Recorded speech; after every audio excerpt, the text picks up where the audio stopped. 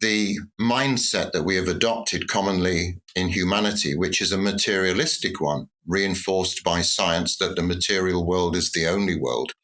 And this also makes people believe, well, how can you survive if you don't have a body, if there is no vehicle? And these people don't believe in subtle bodies or eternal parts of human beings. They don't believe in this. And it's almost impossible to even get them to consider it sometimes. So it's a really difficult job, all this.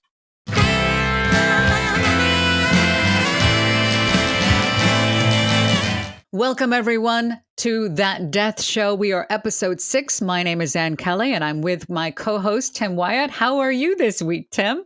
Well, I'm very well, apart from the fact that things have got very complicated and I like a simple life, and the two things are not compatible, but it's okay. I certainly understand, and I feel your pain.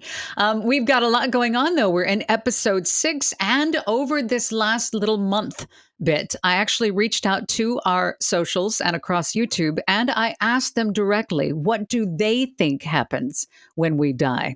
So I wanted to read just a few of the responses. Nova has written in and said, who knows? We can guess and rant, but it's reality that goes beyond anything we can know. Rather, isn't it better to bring our attention to living and not dying? Well said, Nova. Yeshua Maitreya beautifully says, you wake up. I thought that was brilliant. Also, Voxelant said, you will be born again. Now, these comments are wise ones coming in from our That Death channel, YouTube channel. But across the other socials, we had some other folks coming in. Alethea has said, we go through a review process. There's a second death as we leave behind our lower mental and emotional bodies, and then we enter Devachan. This is a place of rest and also evolution in its own way. And then we start the process of re-embodying again. And you can tell she is a fellow student indeed. And our beloved Jonathan Tim, Jonathan, who is a ridiculously talented artist. I think you've got one of his paintings at your house. I have one. He's a big fan of yours. I have one hanging on my wall just a few feet away from where I am. I love that. Do you know that Jonathan on our first episode gave us a super thanks, and that means he donated some money. He gave us $10, and we want to say thank you, Jonathan, for that. That means, I know, it means a lot. He writes, our souls transmigrate to a higher vibrational density, and our bodies turn into poop. To quote the late, great theosophical philosopher Tupac Shakur, he quotes, my only fear of death is reincarnation. So that's well said. Thank you, Jonathan, for that. We want to remind everyone about Tim's most recent documentary, again, The Myth of Death, completely clobbering at global film festivals. Remember, you watch it for free right here on our YouTube channel at That Death Show. And coming in the new year, we have booked some visionary souls, some thought leaders like Dr. B has agreed to be on with us, Dr. Eddie Villamoria, and Antti Savinainen. I'm saying that right. Is it Savinainen? More experts in the field will be joining us. These are some brilliant souls. They are on the way. And here on this podcast at That Death Show, our goal, Tim and I, we wish to help eliminate the fear and the mystery surrounding death, to offer comfort and hope, because through understanding death, you can learn the meaning of life. And you don't have to have a near-death experience in order to bring back that wisdom that is gained there. Now, today, our subject is, we're going to be diving in to death rites and funerary practices throughout history.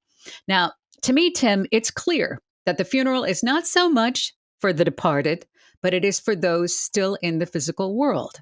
Before we launch into that, I wanted to ask you, Tim, what are your personal plans for death? What are you going to have done? Well, a few years ago, actually conducted a few dozen funerals as a funeral celebrant of no particular religion or another. And this taught me quite a lot. And that is that people essentially these days don't seem to like funerals very much indeed, which is why you get all these adverts on the television at the moment about just doing a very simple job, straight to the crematorium, ashes back to the friends or relatives or family. That's it. And that's what I'm going to go for. Just something simple. I don't want any elaborate ceremonies. These were things which were very important to people in the past, but they've assumed a much less significance now, perhaps because of the huge costs which are sometimes involved in these things. Well, it is ridiculous the amount of money we spend on that moment of transition, these thousands and thousands of pounds on flowers and caskets and all that.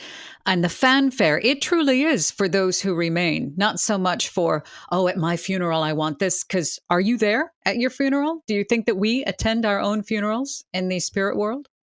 Well, you're absolutely right about the fact that they are for the family and for the loved ones and the people who are left behind.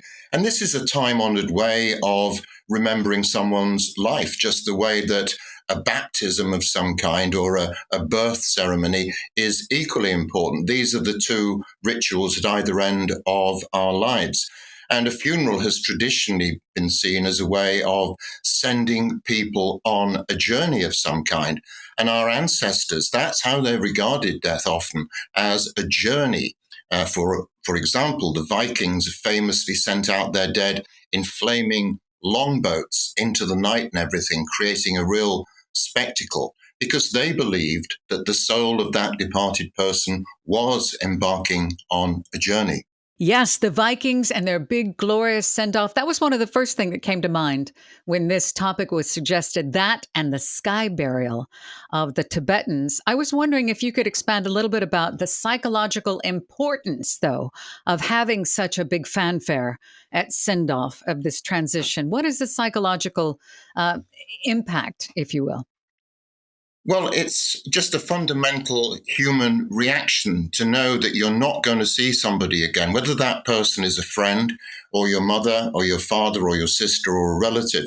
It doesn't matter. You know you will never see that person again. And typically, people, even who don't like other people to a great extent, still indulge in a degree of grief after they've gone. So the funeral is seen as almost like a final act to send that person away. It's the last contact that you have with that person who played an important part in your life. That's why it's typically always been important. And obviously, there were spiritual underpinnings to this in different groups of people at different times in human history. And the fire on the water, was that significant for the Vikings? Did they, to send out to sea, was that in a way of going up to the Empyrean, or what was the reason for fire upon water? Do you know? Well, I don't know the specific reasons for that, other than the fact that it was very spectacular. And the Vikings were a warrior race, and their view of the afterlife was a place called Valhalla, which was like a hall of the gods. And it had 800 doors apparently to it. And there the Vikings went and just carried on doing the things that they'd done in earthly life, mainly fighting, feasting, and doing something else that begins with an F that we couldn't possibly mention here. Well, we could, but we won't. We We're won't. try to keep it family friendly. Anyway. But so is it similar to what the Egyptians thought, that they believed in an afterlife, but not a physical reincarnation on Earth? Is it very similar to that? Yes, I think it is. Certainly the Egyptians took death very, very seriously, and their whole life, the whole culture was centered on death, although they didn't believe in reincarnation as such. They believed that the soul of the departed, there were two parts to it. One was called Ka and the other was called Ba. And if the right funerary practices were undertaken, and these were elaborate, and if the right prayers were incanted, then the soul of the departed could spend the rest of eternity traversing the skies with the sun god Ra. That was the idea. But certainly no other civilization that I'm aware of has ever gone to such enormous lengths to prepare people for death, embalming, creating elaborate sarcophagi, and even mummifying their pets. They found millions and millions of mummified cats in Egypt, for example. So they took this really seriously. And obviously, the Egyptian civilization was around for many thousands of years. And so there are many, many examples of this, which continue to fascinate people. Well, that's true. I did see something when I was scrolling the other night about the Screaming Man, I think it was called, a mummy that was buried without the proper rites back in ancient Egypt. His fear at death was that he would not be able to go off into the afterlife. So in a way, I would believe that would be sending him to hell, I think. So it was really their own perception of an afterlife, but not reincarnation. What about the tombs? I know that there's so many things covering now. It's obvious the pyramids are not tombs, are they? No, absolutely not. No more than a petrol station in the UK is the site of tombs or anything, although there may be dead people buried deep in the foundations there. No, the tombs were very specific. They have the Valley of the Kings and the Valley of the Queens, and I've been lucky enough to visit these places where there are hundreds of tombs. They've never ever found a body in a pyramid. They've found empty stone sarcophagi. But it's my view that these were used for ceremonial purposes as part of the mystery schools rather than a way of getting rid of the dead. Although some people have described the pyramids as excarnation machines, where somehow the soul of a dead person is transmitted into the afterlife, into another world. But I don't think there's a great deal of evidence for that, given the huge evidence for burials in other parts of Egypt. What about the hierarchy on Earth? Would it have been money and status of earthly achievements that would equate to what they prepped for the afterlife? Or did not everybody got the same treatment, did they, in ancient No, Egypt? not at all. It was very, very unequal, and the afterlife closely mirrored life on Earth in terms of its wealth and hierarchy. Sometimes very rich and aristocratic Egyptians would have their servants entombed with them, and they would create an environment with tables and chairs. And look at some of the fantastic objects that were found in these tombs, particularly Tutankhamun's. And so they mirrored the afterlife. So somebody who had lots of servants and lots of wealth in their physical life would have the same opportunities and the same luxuries in the afterlife, right down to food and drink as well. Well, I was thinking the servants probably weren't ready to die. They might have sent them on their way so they could accompany their master, didn't they? And Yeah. wives, too. Well, indeed. I mean, I'm not suggesting that people were deliberately killed. But what we have to remember here, we have to put it in a kind of context, because even at the height of Egyptian civilization, when people were generally well-fed, conditions were good, and there weren't any particular invasions, the average age of Egyptians was only around about 35, 40 at the most. And therefore, that's half the amount of time that most people, certainly in the West, now live to. So they spent an inordinate amount of time thinking about death, even though they didn't believe in reincarnation. Thank you. You shared that in our first broadcast, and I always learn so much on these broadcasts with you, on these podcasts. Now, we touched on this a little bit about the Buddhists and the Eastern religions, the Tibetan Book of the Dead, which you have studied very well, by the way. If you want your own Book of the Dead, definitely check out the links we've included in these podcasts for everyone's Book of the Dead, which Tim has written, and I have included links at his firewheelbooks.co.uk.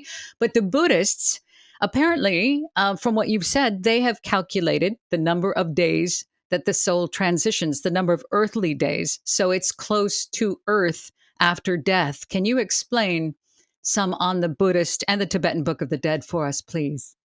Well, there are different Buddhist traditions, and they don't all believe in exactly the same thing. But a popular belief is that only 49 days elapse between the death of a person and the reincarnation of that particular soul. Now, this is not a commonly held view elsewhere. Indeed, other traditions put the period between lives at hundreds and sometimes thousands of years.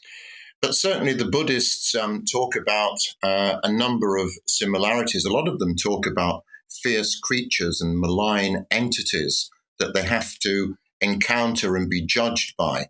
But this is also common to other religions where there's an element of judgment involved in this.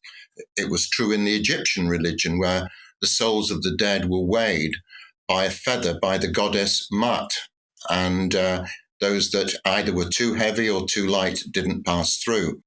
But the Tibetans, certainly in the time that they have been Buddhist since about the 8th or 9th century, they have this thing, the Tibetan Book of the Dead, or the Barda Todol, which describes in great detail this afterlife journey. In fact, Bar means in between and Do means island. So it's like a route map for the afterlife, and it offers people guidance and knowledge of the various states which they will go through. And they talk about this blissful state of clear light. And of course, this is common to many different religions.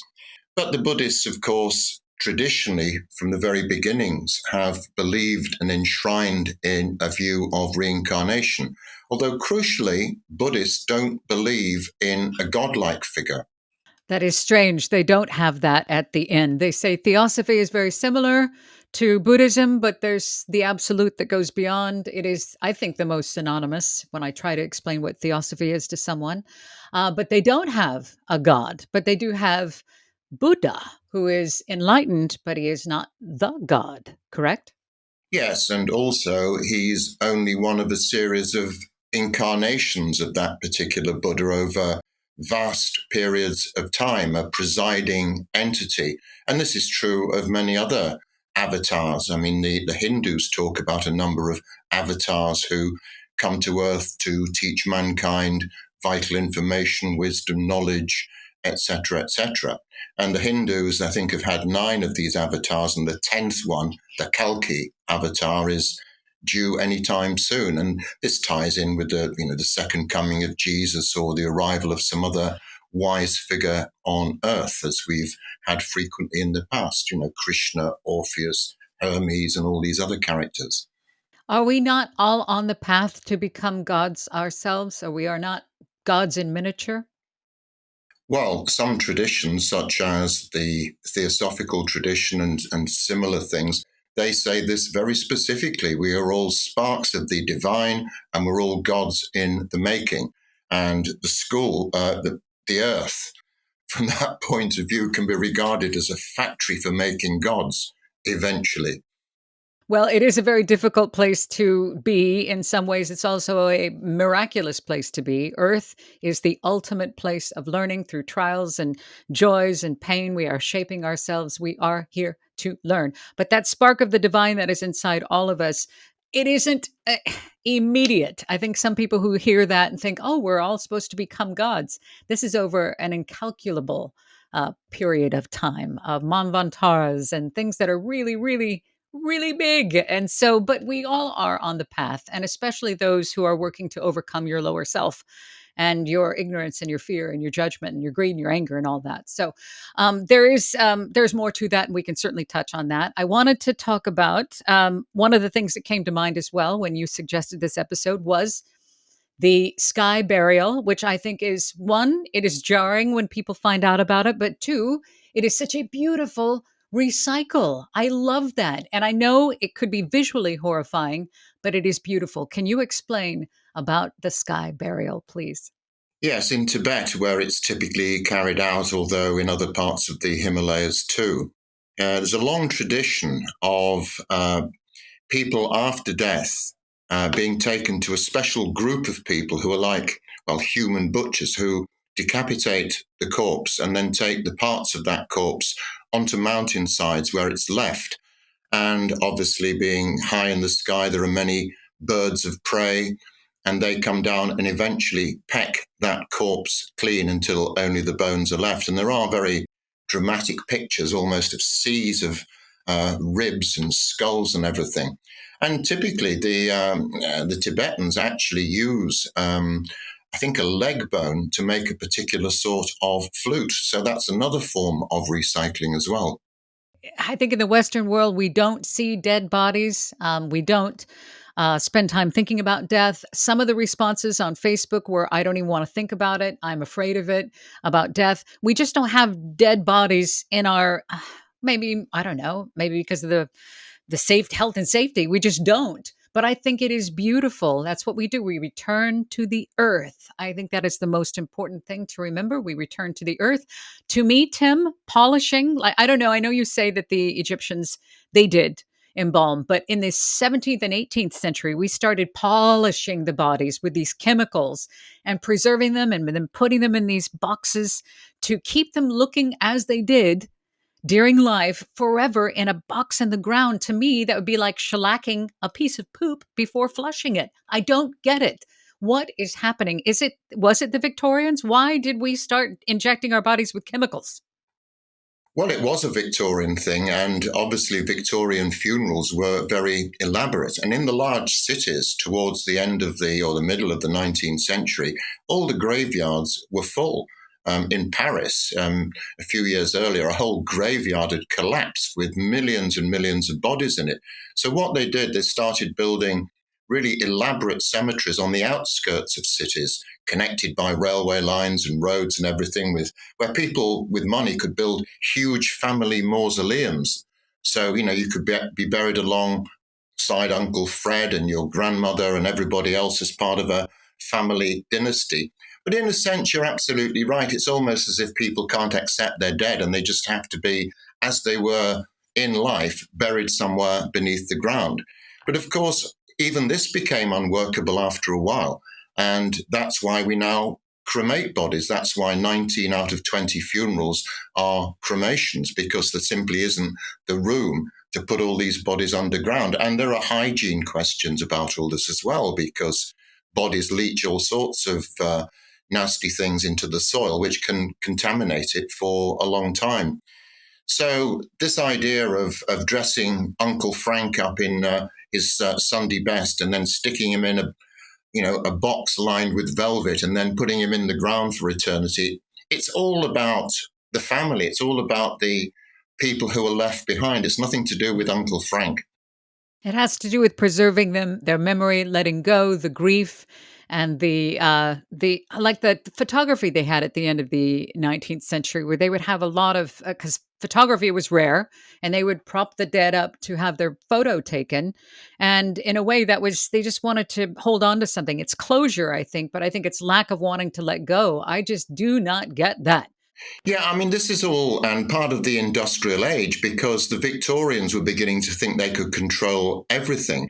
Prior to that, people had been living in the countryside to a great extent before the Industrial Revolution. Therefore, they were much more connected to the natural world and to themselves. And so when someone died, for example, in Ireland, right up to modern times, when someone died, they were put in a coffin and propped in the corner of the room while people drank a few pints of Guinness and held awake. It's normal. It's natural to die just as much as it is birth. And you and I attended a death cafe not too long ago about death doulas. They actually have people that escort you out like a hospice helper.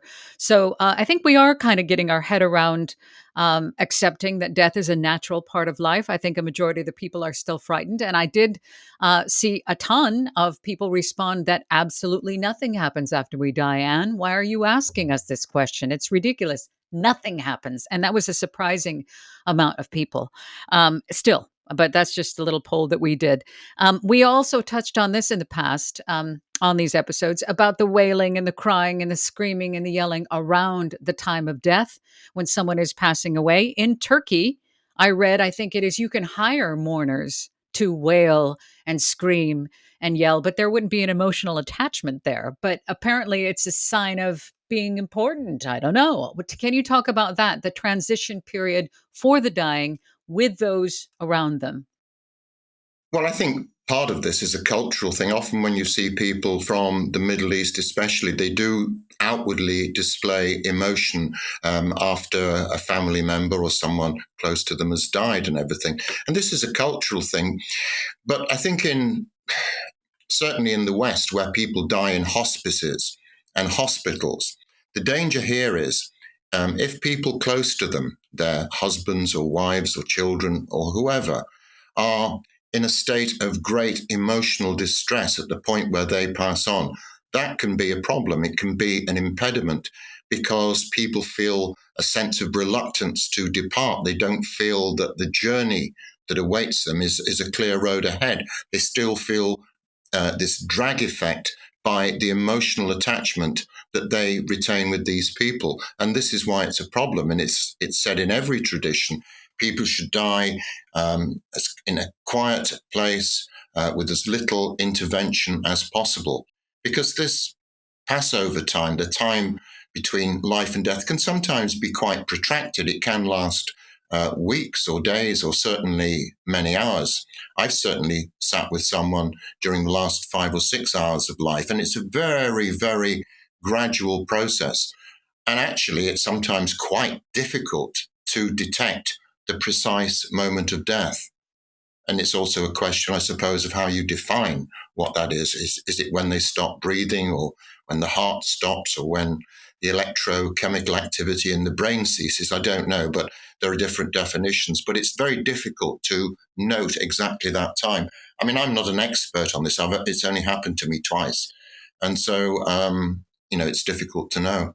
I think it's the most sacred of times. It is a very beautiful space, very natural space on the way out from this earthly life. What a beautiful place. But I didn't always look at it like that. I too feared death. Like when people say, "What's the worst thing that can happen?" They're like, "Oh, I'm going to die." That's what we still think that.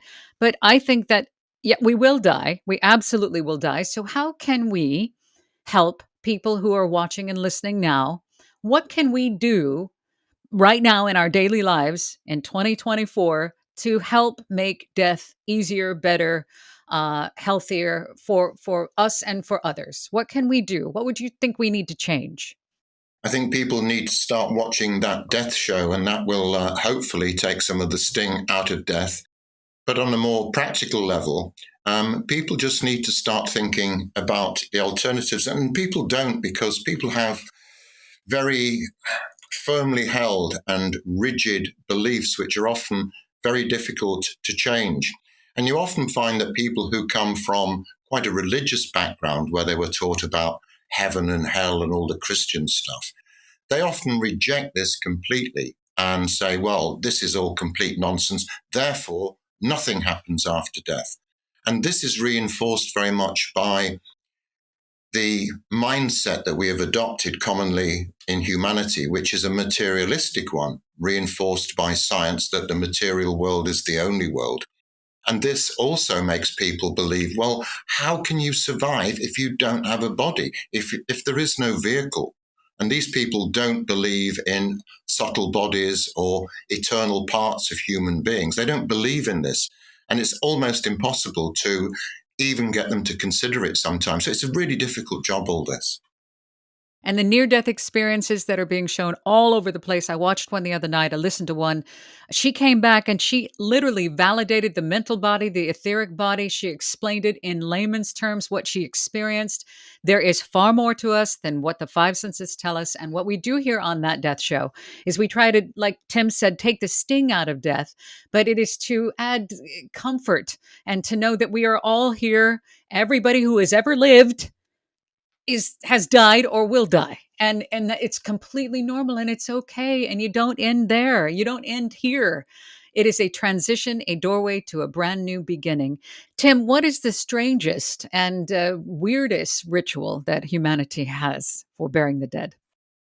Well, the Australian Aborigines often undertake ceremonies that go on for months and sometimes years, but possibly the strangest one I've come across is amongst the Torajan people. There are about 1.1 million people living on one of the islands, many islands of Indonesia.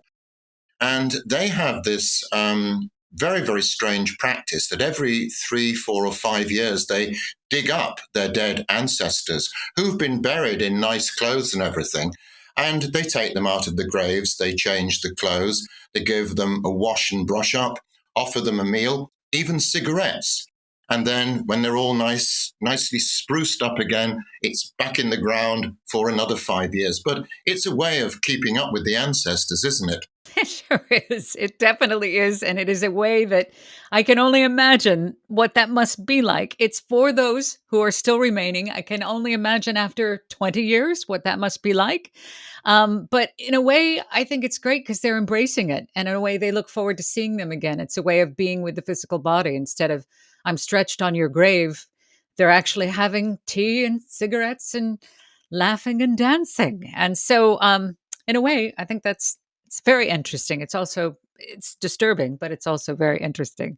I wanted to ask about the ecological things that we need to take a look at in working in harmony with nature. How do we combine ethics and the ecological things that we're doing with the bodies to find a balance between working in harmony with nature and these traditional customs and our modern concerns. What can we do differently and what can we do better, you think, with death rites and traditions? Well, I think one of the things that we need to think about is, ways of disposing bodies that are in harmony with nature. And of course, when the population of the world was much less, burying them in the ground was the natural thing to do.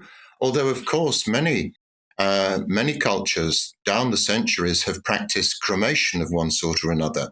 And this was revived in the late 19th century, as I mentioned earlier on. And it's a much more efficient way, although some people are worried about the pollution that causes when you think of how many millions of people die each year. They are looking at other means now, which don't sound particularly appealing to me, where they dissolve bodies in chemicals.